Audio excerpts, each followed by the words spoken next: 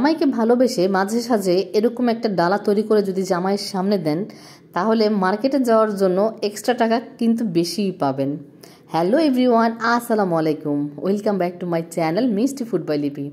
আজকে তৈরি করে ফেললাম আমার নিজের জামাইয়ের জন্য এরকম দারুণ ভালোবাসার একটা ডালা। তো এখানে থাকছে রোস্ট পোলাও এবং রেজালা।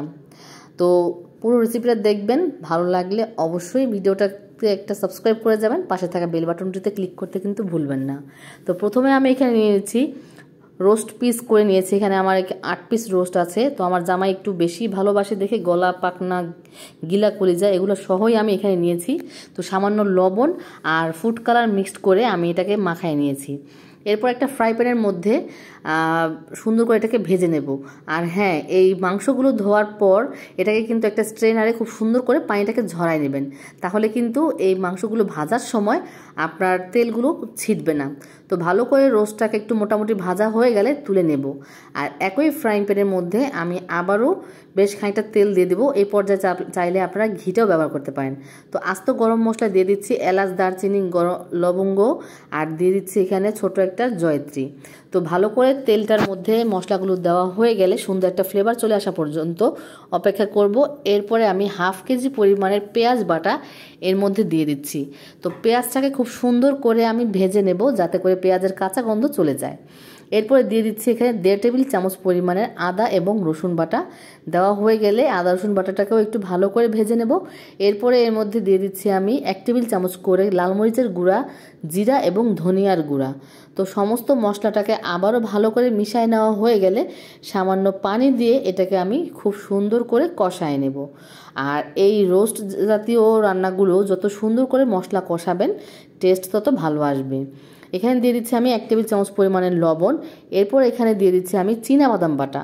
আপনারা চাইলে এখানে কাজু বাদাম বাটা ব্যবহার করতে পারেন, তবে হাতের কাছে আমার চীনাবাদামটা ছিল। এই চীনাবাদাম বাটা দিয়েও একবার রোস্ট তৈরি করে দেখবেন, খেতে কিন্তু দারুণ সুস্বাদু হয়। তো এই চীনাবাদামটা দেওয়ার পর ভালো মতন কিন্তু কষাতে হবে। তো দিয়ে দিচ্ছি এখানে টক দই। টক দই এখানে আমি প্রায় 4 টেবিল চামচ পরিমাণে দিয়েছি, একটু পানিটা ঝরাই নিয়েছিলাম। এরপরে মিডিয়াম ফ্লেমে এটাকে খুব ভালো করে আবারও সুন্দর করে কষাই নেব। তো সামান্য পানি দিয়ে মশলাটাকে আবারও ভালো করে ভুনা ভুনা করে নেব। এরপরে ভুনা ভুনা হয়ে আসলে আগে থাকতে ভেজে রাখা সেই রোস্টগুলোকে আমি এর মধ্যে দিয়ে দিচ্ছি। তো ভালো করে মিশিয়ে নেওয়া হয়ে গেলে দিয়ে দিচ্ছি এখানে প্রায় হাফ কেজি পরিমাণের গরুর দুধ। তো আপনারা চাইলে এখানে গুঁড়া দুধটাও ব্যবহার করতে পারেন। তো দেওয়া হয়ে গেলে এই পর্যায়ে সামান্য আরেকটু পানি মিশাই নিব আমি এখানে, যেহেতু ওই দুধে হচ্ছে না। তো আপনারা চাইলে দুধের পরিবর্তে পানিটাও ব্যবহার করতে পারেন, তবে দুধ দিলে বেশি মজা লাগে। তো এটাকে ভালো করে মিশিয়ে নেওয়া হয়ে গেলে এরপরে দিয়ে দিচ্ছি আমি এখানে কাঁচামরিচটা ছড়াই দেওয়ার পর ঢাকনা চাপা দিয়ে সেদ্ধ হওয়া পর্যন্ত অপেক্ষা করব। তো দিয়ে দিচ্ছি এখানে সামান্য চিনিটা দিলে টক দইয়ের ব্যালেন্সটা ভালো আসে, টেস্ট ভালো আসে। তো এই পর্যায়ে দিয়ে দিচ্ছি ঘি 2 টেবিল চামচ পরিমাণ। এরপরে দিয়ে দিচ্ছি পেঁয়াজ বেরেস্তা। তো এটা একটু মাখা মাখা হলে পরে এটাকে আমি দিয়ে দিচ্ছি এখানে প্রায় 1 টেবিল চামচ পরিমাণে কেওড়া এসেন্স। আপনারা যদি বেশি ফ্লেভার খেতে না চান তাহলে না দিলেও চলবে, তবে যেহেতু জামাইয়ের জন্য স্পেশালভাবে তৈরি করছি তো একটুখানি তো ফ্লেভারফুল হতেই হবে। তো এটাকে আমি দমে দিয়ে একটু ঘি ছড়াই দিয়ে দমে দিয়ে এটাকে নামিয়ে ফেলবো। তো এখন চলে যাচ্ছি রেজালা তৈরি করতে। হাফ কাপ পরিমাণের তেল দিয়ে দিয়েছি এখানে। তেলের মধ্যে গোটা গরম মশলা দিয়ে দিচ্ছি আবারও হাফ কাপ পরিমাণের পেঁয়াজ কুচি। তো পেঁয়াজটাকে একটু মোটা মোটা করে কেটে নিয়েছি। একটু মোটামুটি সফট হয়ে আসলে পেঁয়াজগুলো, তো এর মধ্যে দিয়ে দিচ্ছি আমি আদা এবং রসুন বাটা। তো আদা রসুন বাটা দিচ্ছি এখানে প্রায় 2 টেবিল চামচ পরিমাণ।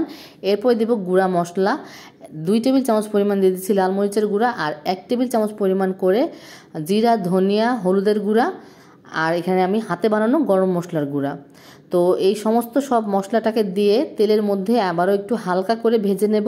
ভেজে নেওয়া হয়ে গেলে এই পর্যায়ে দিয়ে দিচ্ছি সামান্য পানি দিয়ে ভালো করে মশলাগুলোকে আবারও তেল ওঠা পর্যন্ত আমি এটাকে কষাতে থাকবো। তো এই পর্যায়ে দিয়ে দিচ্ছি সামান্য লবণ। তো এখানে আবারও মশলাটা কষানোর পর দিয়ে দিচ্ছি আমি 1 টেবিল চামচ পরিমাণে এখানে বাদাম বাটা। তো এটাকে আবারও ভালো করে মিশিয়ে নিচ্ছি। মিশিয়ে নেওয়া হয়ে গেলে মাংসগুলোকে আমি দিয়ে দিচ্ছি। এখানে প্রায় 2 কেজি পরিমাণের গরুর মাংস আছে।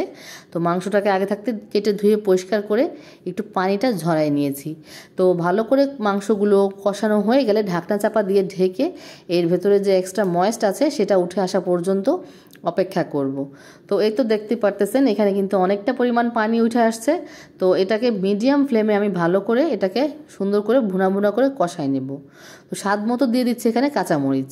তো এই পর্যায়ে একটা মশলা তৈরি করব আমি। এখানে দিয়ে দিচ্ছি আমি প্রায় 2 টেবিল চামচ পরিমাণে টক দই, 1 টেবিল চামচ পরিমাণে চীনাবাদাম বাটা, দিয়ে দিচ্ছি এখানে পেঁয়াজ বেরেস্তা, এরপরে দিয়ে দিচ্ছি এখানে সামান্য পানি দিয়ে আপনারা ব্লেন্ড করতে পারেন। আর আপনারা চাইলে এখানে বাদামের পরিবর্তে চীনাবাদামের পরিবর্তে কাজু বাদামটাও ব্যবহার করতে পারেন। তো যখনই মাংসটা একেবারে মাখো মাখো হয়ে আসবে তখন ওই পর্যায়ে সেই ব্লেন্ডার করে রাখা মশলাটা আমি এখানে দিয়ে দিচ্ছি। আর এটা দিলে কিন্তু রেজাল্টের মধ্যে দারুণ খুব সুন্দর একটা স্মেল বের হয়, একেবারে পুরো বিয়েবাড়ির মতন টেস্ট আসে। তো একটু ধুয়ে পানি দিয়ে দিচ্ছি। আর এ পর্যায়ে দিয়ে দিচ্ছি আমি গুঁড়া দুধ। আর গুঁড়া দুধটা কিন্তু অবশ্যই দিবেন, গুঁড়া দুধটা দিলে খুব ভালো টেস্ট পাওয়া যায়। তো সমস্ত মশলাটা ভালো করে মেশানো হয়ে গেলে এটাকে একবারে মিডিয়াম ফ্লেম করে আমি এটাকে সেদ্ধ হতে পুরোপুরি রান্না হতে দেব। এখন চলে যাচ্ছি পোলাও রান্না করতে। পোলাওটা আমি আজকে রাইস কুকারে রান্না করব। তো চালটাকে ভালো করে আমি ধুয়ে নিয়েছি। এখানে 1 কেজি পরিমাণের চাল আছে। চালটাকে ভালো করে ধুয়ে প্রায় 10 মিনিটের মতো একটু ভিজায় রাখবো। এরপরে আমি সরাসরি রাইস কুকারে রান্না করব। রাইস কুকারে আমি দিয়ে দিচ্ছি এখানে 1/2 কাপ পরিমাণের তেল আর দিয়ে দিচ্ছি গোটা গরম মশলা। এরপরে আমি ভিজায় রাখা চালগুলোকে একটা স্ট্রেনারে ঝরা দিয়ে রেখেছিলাম। এরপরে সেই চালগুলোকে দিয়ে খুব সুন্দর করে একটু মোটামুটি করে ভেজে নেব যতক্ষণ পর্যন্ত আপনার রাইস কুকারের সুইচটা না উঠে আসে। এরপরে দিয়ে দিচ্ছি এখানে প্রায় সামান্য লবণ 1 টেবিল চামচ পরিমাণের মতন, আর দিয়ে দিচ্ছি 1/2 টেবিল চামচ পরিমাণের মতন আদা এবং রসুন বাটা। তো দেওয়া হয়ে গেলে সমস্ত চালগুলোকে আবারও ভালো করে আমি ভেজে নেব। সেই ভেজে নেওয়া হয়ে গেলে তো যেহেতু আমি এখানে 1 কেজি পরিমাণের চাল নিয়েছি তো 2 কেজি পরিমাণের আমি এখানে পানি ব্যবহার করব। তো এই কাপের অনুযায়ী আমি 4 কাপ পরিমাণের চাল দিয়েছি। তো এখানে আমি 8 কাপ পরিমাণের পানি দেব। সেই ক্ষেত্রে আমি 8 কাপের জায়গায় আমি এখানে 6.5 কাপের মতো পানি দিয়েছি। 1.5 কাপ পানি আমি কম ব্যবহার করেছি। আর আপনাদের সুবিধার জন্য আমি দেখাই দিচ্ছি, চাল থেকে আপনার হাতের করের নিচ পর্যন্ত পানিটা ব্যবহার করবেন, তাতে করে আপনার পোলাওটা খুব সুন্দর ঝরঝরা হবে। তো দিয়ে দিচ্ছি কয়েকটা কাঁচামরিচ, দিয়ে এটাকে ঢাকনা চাপা দিয়ে ঢেকে রেখেছি। যেহেতু রাইস কুকারে রান্না, এটাকে আর নাড়াচাড়ার কোনো প্রয়োজন নেই। তো এদিকে গরুর মাংসটা আমার হয়ে গেছে। এখন এই গরুর মাংসের মধ্যে কিছুটা পেঁয়াজ বেরেস্তা দিয়ে এটাকে দম দিয়ে রেখে দেব। আর এখানে দেখুন রাইস কুকারেও কিন্তু আমার পোলাওটা খুব সুন্দরভাবে হয়ে গেছে। এখানে চালগুলো খুব সুন্দর সফট হয়ে গেছে। তো এই পর্যায়ে আমি একটু উপর দিয়ে ঘি ছড়াই দিচ্ছি। আর আমার পোলাওয়ের চালটা শুরুতেই ঘি দিয়ে ভাজতে ভালো লাগে, তারপর লাস্ট পর্যায়ে ঘিটা দিলে বেশি সুন্দর লাগে, বেশি টেস্ট হয়। আর কিছুটা পেঁয়াজ বেরেস্তা দিয়ে এটাকে খুব সুন্দর করে আমি একটু নাড়াচাড়া করে নেব। এটাকে আমি প্রায় 10 মিনিটের জন্য আরও দম দিয়ে রেখেছিলাম। 10 মিনিট পর এখন এটাকে আমি একটু উপর নিচ নাড়াচাড়া করে দেব। তো দেখতেই পারতেছেন এটা কিন্তু খুব সুন্দর ঝরঝরে একটা পোলাও তৈরি হয়ে গেছে।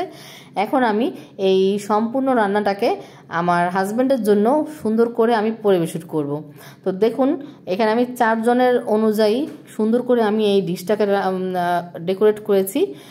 তো এটা হচ্ছে রেজালা রোস্ট পোলাও শসা টমেটো। তো সময় সাপেক্ষের কারণে আমি এখানে কাবাবটা আর ডিমটা দিতে পারিনি। তো এখন খাওয়ার রিয়াকশনটা আপনারা দেখবেন। তো এই তো আমার হাজব্যান্ড এখন খেতে বসেছে। তো এই তো দেখে কিন্তু খুবই খুশি হয়েছে। যদি মার্কেটে যেতে চান তাহলে এরকম একটা ডালা তৈরি করে হাজব্যান্ডের সামনে দিবেন, আর হাজব্যান্ড খেয়ে এক্সট্রা কিছু টাকা অবশ্যই দিবে মার্কেটে যাওয়ার জন্য। তো দেখুন তার চেহারা দেখেই বুঝতে পারতেছেন সে কতটা খুশি হয়েছে। আর এটার টেস্টও কিন্তু দারুণ মজা হয়েছে, একবারে পুরা বিয়ে বাড়ির মতন। তো যাই হোক, রেসিপি কেমন লাগলো আর ভিডিওটা কেমন লাগলো সবাই জানাবেন, জানাতে ভুলবেন না। সবাই ভালো থাকবেন, সবার জন্য সবাই দোয়া করবেন। আল্লাহ হাফেজ।